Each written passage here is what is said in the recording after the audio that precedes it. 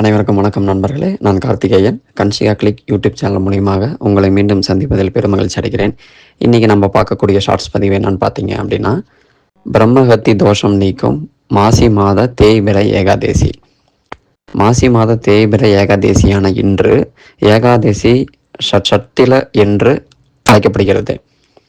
பசியால் வாடுபவர்களுக்கு அன்னதானம் செய்தால் நமக்கு அடுத்து வரும் சந்ததியினரும் வறுமை, பசி என்னும் நோயால் பாதிக்கப்பட மாட்டார்கள்.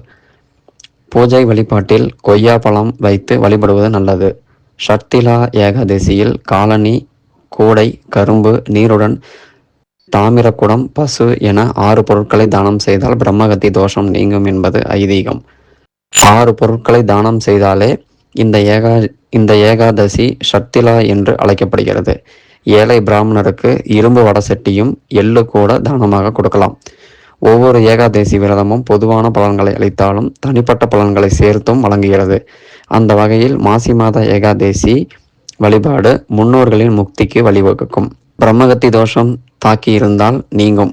வாழ்வில் விரக்தி நிலையை நீக்கும். அகால மரணம் அடைந்தவர்கள் மோட்சம் பெற மாசி மாத ஏகாதசி வழிபாடு உதவும். ஆண், பெண் என்ற பாகுபாடின்றி அனைவரும் இந்த விரதத்தை கடைபிடிக்கலாம். முக்கியமாக பெண்கள் மாதவிடாய் காலத்திலும் பிறப்பிறப்பு போன்ற தீட்டு காலங்களிலும் கூட ஏகாதசி விரதத்தை விடாமல் தொடரலாம். சனி பிரதோஷம் போல பூசம், புனர்பூசம், திருவோணம், ரோகிணி நட்சத்திரங்கள் அன்று வரும் ஏகாதசியும் முக்கியத்துவம் பெற்றது. ஏகாதசி அன்று கடவுளை வழிபட சிறப்பான பூஜைகளை மேற்கொள்வது நல்லது.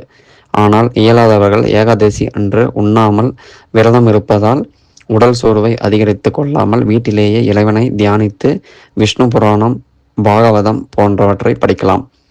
உடலையும் உள்ளத்தையும் தூய்மையாக கொண்டு பரமாத்மாவை மனதில் உருவேற்றி கொண்டு இருந்தால் விஷ்ணுவின் அருளை பெறலாம். இது போன்ற ஆன்மீக பதிவுகளை தெரிந்து கொள்ள நம்ம சேனலை சப்ஸ்கிரைப் பண்ணுங்க. நன்றி, வணக்கம்.